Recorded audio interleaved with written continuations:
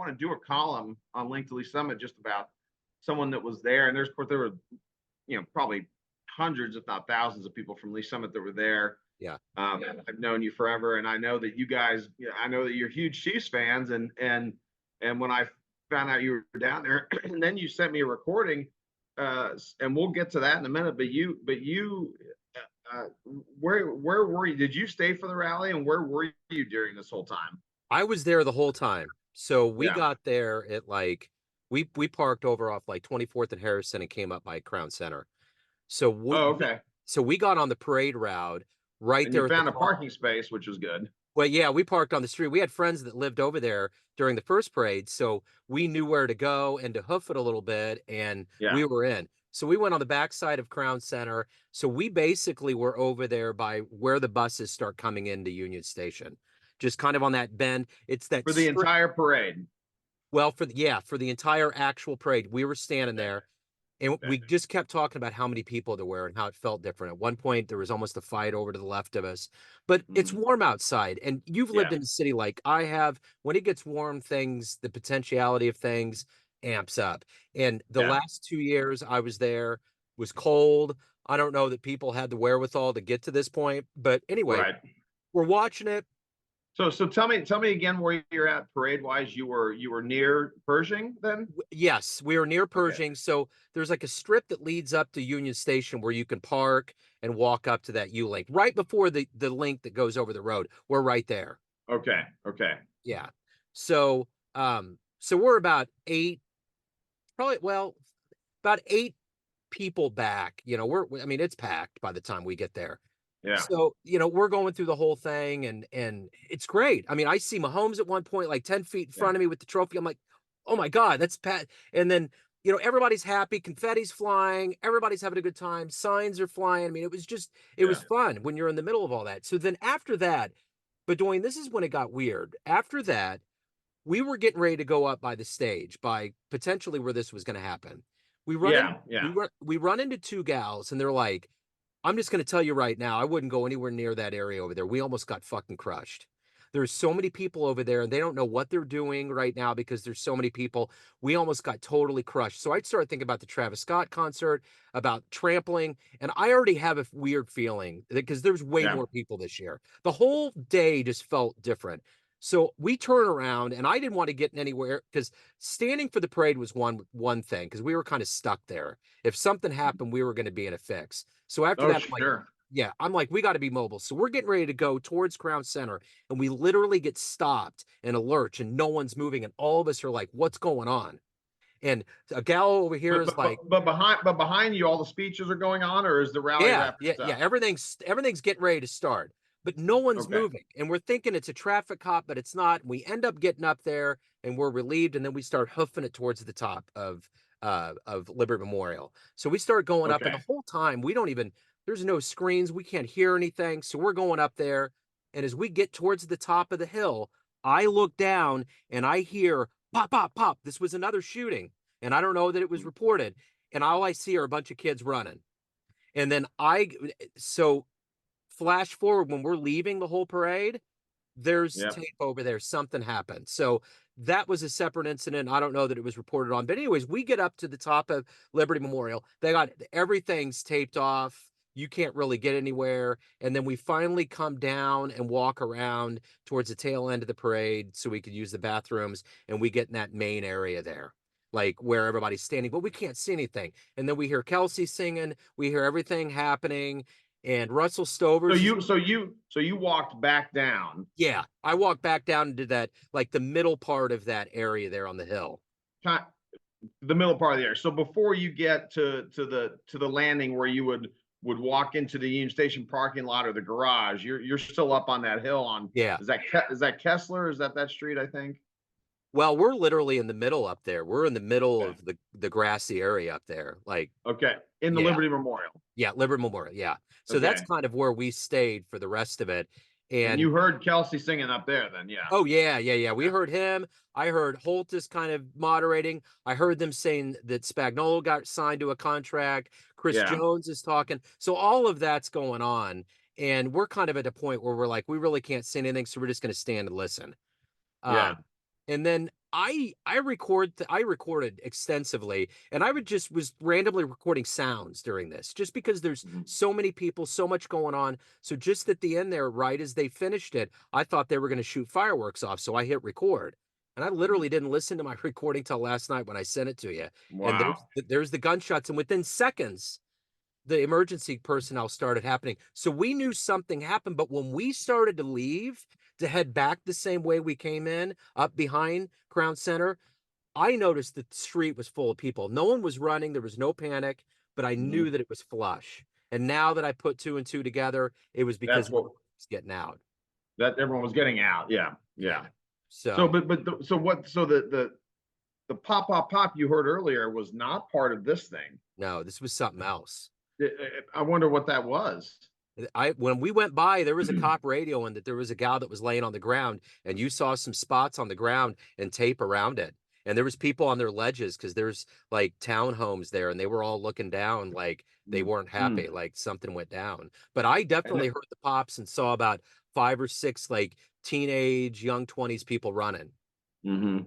But then what you picked up on your recording, you think was the actual shooting at Union Yeah, Station? that was at Yeah. the bottom, yeah, which I thought in for a minute that it might have been fireworks, but Amanda was like, "I that might have been gunfire." And of course, you can't get a call in and out down there, so it wasn't until we started getting closer up towards Troost that Mhm. we started getting everybody calling us, "Are you okay? What's going on?" Miles Right. called me. He was like, "Daddy, are you okay?" And I was like, "I Wow. he so everybody's calling us then because nothing was going through, but we had no idea. We were kind of insulated where we were at Yeah.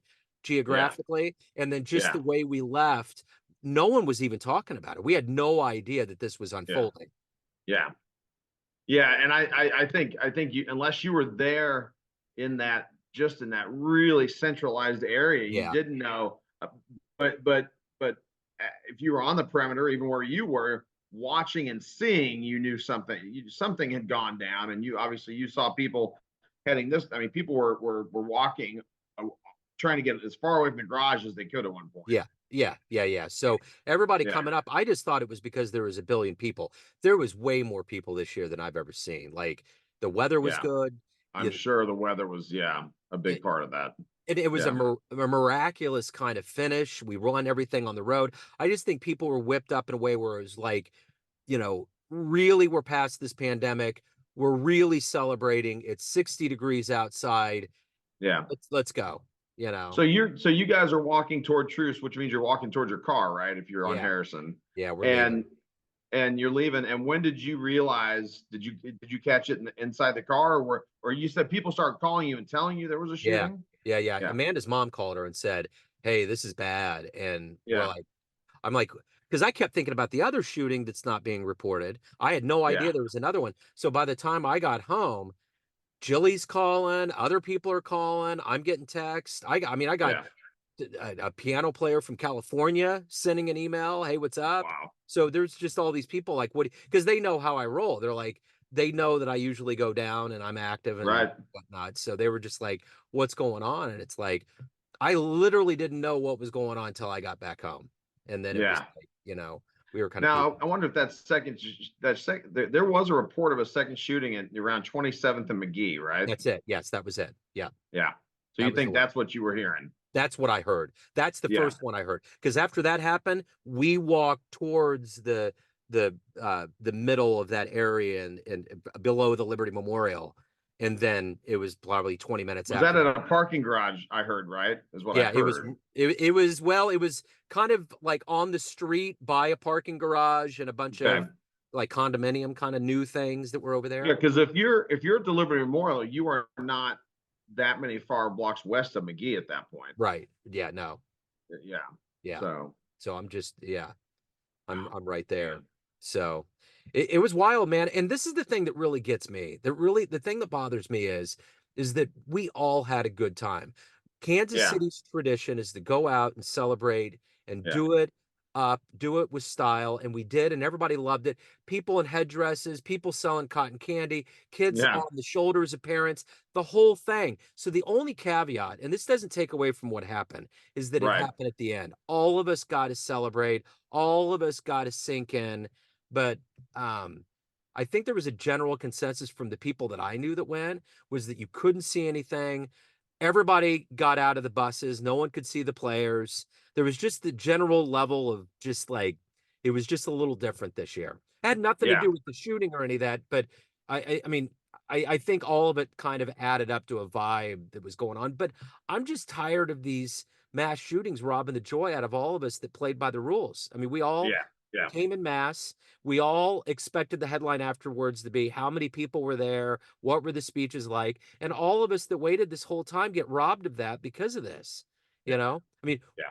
we that night we had to find some international channel that showed the parade, the beginning of it, so we could locate who we saw running down the Right. road and just to relive it, which is what we wanted to do instead of seeing all of the headlines and Oh whatever. yeah, because I mean, but after what 3 o'clock or so, I mean, we watched it in real time, obviously in real time on TV, and then after the shooting happened, that was it. I mean, they were trying to revisit the parts of the parade, but as a media outlet, as a TV outlet, especially in Kansas City, you just couldn't. Yeah, You had to go man on the street, and even your people that were there to report on the weather turned into reporters. I mean, yeah, you know, and it's a you know sort of a lesson in all hands on deck. And I know there's a lot of people. I hope this isn't a popular opinion, but like, you know, a lot of people have said, yeah, media did fantastic. Well, they did, but the media did their job. That's the media did the thing that they were supposed to do, which is you pivot. And I mean, this I won't liken this to any other major national event. I mean, this isn't in the same vein as it's a mass shooting, but it's not 9/11 or something. yeah, But reporters that were around the World Trade Center when 9/11 happened immediately had to snap into place, and that's what local media has to do when something like this happens. When yeah, when an event like that turns into an immediate concerning news event, you have to, and they're all trained for that. We all know that. I yeah. mean, they're trained to just to go into to whip into action, and all of a sudden, then it. But then, like, and you're not the only one that said that. Just the whole event. Honestly, you get that sense that after that's happened, it kind of soaks into everybody, and you think, what? It just gets very heavy. The whole event gets very heavy. Yeah. Yeah, I couldn't watch it anymore. I had to turn off the TV that night. I'm like, Yeah, and my whole thing was really strong that night. I had a great day. It was really good to celebrate with everybody. I love the energy. I love the vibe. I'm just, what I kind of feel bad about is all of these other people that have to endure this in other cities across hmm, this country. They're having a good time and they have this one sick bastard that wants their yeah, 15 minutes or can't yep, control their emotions. It turns into a thing and they hijack hmm, it. But I see these gun shootings as kind of like COVID. One way or another, it's spreading to all kinds of epicenters and cities. We're all going to have to deal with it and we're all going to have to find a way to resolve it. And the unfortunate problem with this whole thing right now is that we have a governor and we have a governed elect that are so concerned about keeping status quo that they aren't going to yeah, look to save our lives. Our lives are not important enough to be protected. What's more accountable are the bank accounts of these people. And I don't know what the turning points be. I thought after this that maybe, you know, Reed and all these players, Hilaire and all these guys have a pulpit, and even Mahomes. But even as powerful as these guys are, it's not going to make a difference. They're going to chalk it up. Like I heard today that Parsons said something along the lines of thugs to Lucas, and Lucas said that's a dog whistle, pal. Like he yeah, deliberately brought yeah. the notion and the supposition of who and how it was under a magnifying glass. And that's what this all usually turns into. It turns into who did it in a demographic breakdown. And it's just unfortunate, man, you know? Yeah, it is, and from what I understand, that when Parson got up to speak in the first place, he wasn't very warmly welcomed. No, no. Yeah, yeah, He never is. I've been there. I didn't see him when he was up there, but years before, it's kind of like when what's his face from Major League Baseball gets up there. They hate him. The commissioner Rob Manfred. When he oh gets yeah, up, it's just yeah, a chorus of boos. So yeah. yeah, Well, and yeah, and so yeah, question still remains to be seen because we're still pretty. I mean, it's hard to believe, but it seems like it's been a long week, but maybe it Oh hasn't. my But God. the Oh my God. shooting is only 48 hours ago, Yeah, I know. and what will be the talking point of some of these people that have, like you said, that have that kind of pulpit, that have that kind of magnifying voice. Kelsey, Mahomes, Pacheco, Andy Reid, even. I mean, all of Yeah. them. I mean, what could they say and what should they say right now Yep. about this? Taylor Swift has given $100,000 to the Right. GoFundMe of the family. Lopez, and she's related. I don't know if I talked to you about that. She's the sister of a city councilman right here in Lee Summit. Oh, I didn't know that. Yeah, she's Beto Lopez's sister, and Beto is our mayor pro tem, and he's a councilman in District 3 in Lee Summit. And so he and his sister have been on the morning shows talking about her. And of course, her son was shot too. You saw that, she passed away, and her 22-year-old son was shot as well. And so and again, I'm trying to think of where they were in that area. They've kind of shown that kind of area where they were outside. I can't imagine. I can't imagine the chaos. I can't imagine Yeah. that happening. Half of the victims are under 16. Half of the shooting victims in this, I've heard, are under 16. It's madness. And what's as we talk about this, what's you get your feeling as almost, or not almost, you are a lifelong Kansas City resident. Yeah. They put out today, we're still going to have the St. Patrick's Day event, the parade next month, and I think that's appropriate. But what's your kind of take on what do you think these events that you attend a lot of these? What do you think this looks like going forward? I will say I never felt unsafe at the Royals parade I went to 10 years ago. Never. I mean, never. No. Just it didn't dawn on me that might happen. Although it's probably naive of me. I thought about it here and there tangentially, but not as much as this year. I think the increased nature of this post-COVID environment that we're in, a lot of like emotions are flying in different ways that's different from years before. But I was musing on the way down, why don't they open up Arrowhead so everybody can see it on TVs? It's more controlled, metal detectors. That came up too, but one of the radio people in Kansas City brought that up yesterday, and he said he doesn't want to see that because he thinks that Arrowhead would try to monetize it. They would, A, and B, there's too many people. I mean, you're talking about almost a million and a half people. So what they're going to have to do probably from here on out is have some level of checkpoint for people. Yeah. So they're going to have to come in to like centralized places around a perimeter. And if you don't come in and you're not marked, because the NFL draft did that. NFL draft, did you go to that? I didn't know. Okay. No. So when you came up, they had large, huge vestibules leading you in. And when you came in, everybody was waved and wand, and you had to get a ticket. So they're going to probably do that thing. So you'll have to get online, register. So everybody's name's in the database. You're going to have to get scanned, but you can still go free and roam, but they're going to get everybody scanned so that if you come in there. You think they could pull that off for a parade though? Oh yeah. I think they're going to have to do something like that now because there's just too much unfettered, because there's going to be people on the outside that might have weaponry, but we're talking about this happened kind of in the fold. When you get in the fold like that, there's going to have to be some level of precaution, but yeah, there's going to be something. And I think that's a blueprint they have to have visited because it was effective. There was no issues at all during that draft. And that was 4 days, 5 days, and it went off without a hitch. So I think it can totally be plausible that happens. Also leads into all of the crime that Kansas City has been kind of historically I did take exception with, the Graves, the police chief. She said, there's been a lot of people. It seems like we've kind of been separated now into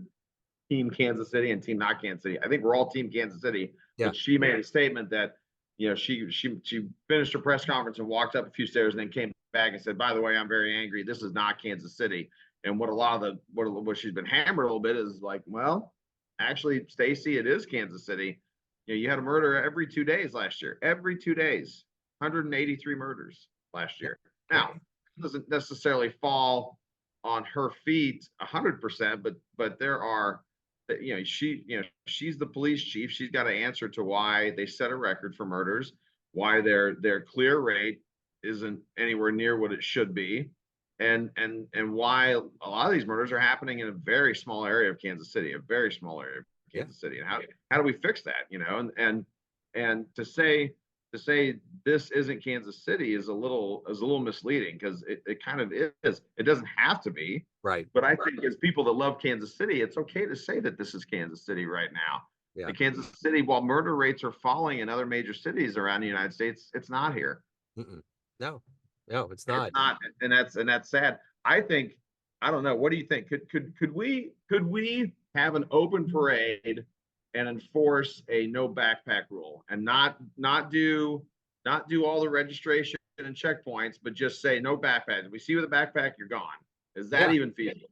That I think that's going to be something that's going to have to be feasible. There's going to have to be some kind of level of this that's going to be checks and balances, but I think they're going to have to set up a perimeter with that, because there's going to be people on the outside, but no one's, I mean, I don't even know if they're going to be able to go down the street anymore the way that they can now, because how are you going to stop all those people? But they can set up checkpoints. There's ways that they can set it up, because people want to get close. So they'll come up with something. I think Lucas is a very astute, very conscientious. I think he has a heart for this town and for humans. Yeah. And I think he's going to do the right thing. And I think him saying that we're going to do the St. Patrick's Day parade is his way of saying we're not going to let these guys win. We're going to reclaim the fun and the fervor of this town. So I've always felt comfortable with him being in charge of things, And unfortunately, all of this is landing on him, and it has nothing to do with him. He's done everything to prepare and to extol the virtues, to bring the World Cup here, to do all of these things. He's been really instrumental in really upping our game, and the world's watching us, and we're doing a lot of good things. So we have this one dumb event, and we're going to quash it, and I think we will. I think we'll do it fast.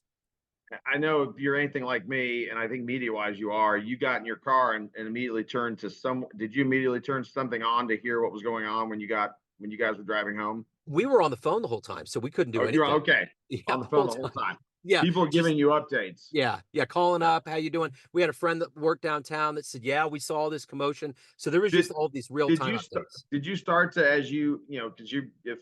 imagine you're looking for 71, or you're looking for way backs, at least some at that point, as you're hearing all these phone calls and taking all this in, you and Amanda are picking up on the gravity of the situation then, right? As all that's unfolding. Yeah, I think it was started to mount. And then, of course, we went to KC Beer and got a drink and we just needed to have a minute to let our feet relax and to sit down. Yeah. And then we started seeing reports, and people were talking, and then all of the, all of the TVs were on. So it was starting to really pick up. And then by the time we got home, there was another layer of people that were like, "Are you okay? Everything good?" And it's like, and I'm excited because I got all this. I brought a good camera down and grabbed all this footage, and I was just excited to capture the moment, and are you Kansas City Police have asked for all that? Are you sharing that with them? There's a link. They want everyone. At this point, they said yesterday they don't care where you were. They want everyone's footage. They said it's going to be could be one of the single biggest time-consuming police projects ever in Kansas City. Wow, I should actually do that, because I took a lot of video and a lot of pictures. So, and then even my recording. They said no matter where you were, they want to see what people have. Well, I think because they're going to be looking for certain things. Yep. I get it. Yeah, and they're gonna get it. They'll figure it out for sure. So, I'll so, and you put that. I saw that. That was the one you put up on YouTube. Yeah. So, that was kind of a highlight reel, but I have a whole bunch of other video and pictures from both my phone and the camera that I had. So I can dump that over to them. I'll look for that link and do it. Do you have that audio now that we could play here for a second, that from what you said, not from the YouTube, but from what you just took, or did you go back and say, okay, I've got like half an hour of audio to listen to now, or did you just randomly record here and there? I recorded here and there. And this was 24 seconds long. This was at the end of the parade, and I'll just kind of put it up here. And at the end of the rally? This is at the very end of the rally. Once it was all over with, I hit record just to get everybody's thinking fireworks are going to go off, and this is what I got. Yeah.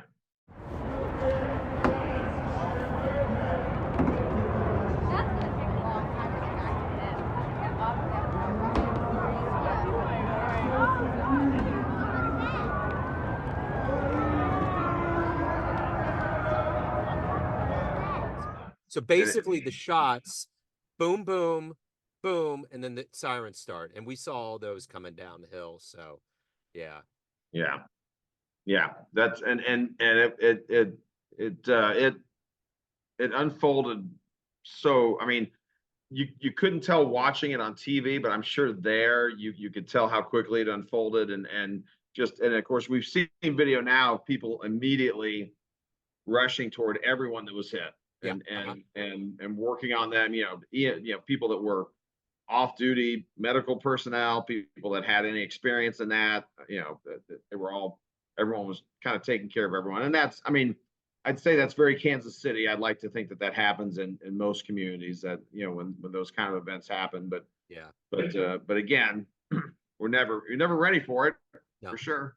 No, absolutely not. Yeah, it's wild, man. It's going to take a while for us to let all this sink in, but I think we're Yeah, going to do the right thing. I think having Lucas in charge of things, having a good person in charge is a big deal. And I just think that we have to put it all in perspective and just realize that at the end of the day, this can't dampen what we always do in this town, which is celebrate well.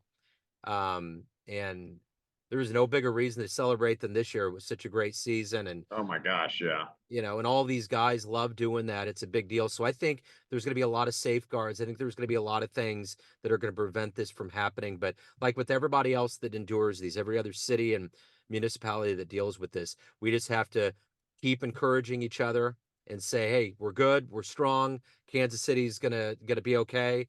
And we just like with a child, we protect our children. We tell them the right words. We need them to grow and to know that the adults are in charge. Yeah. And then just move on, you know. But you'll go back. You would go Oh, back to a parade tomorrow, wouldn't you? yeah.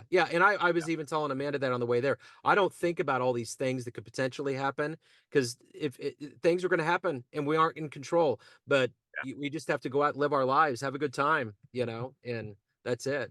So it'll all work out, man, one way or another.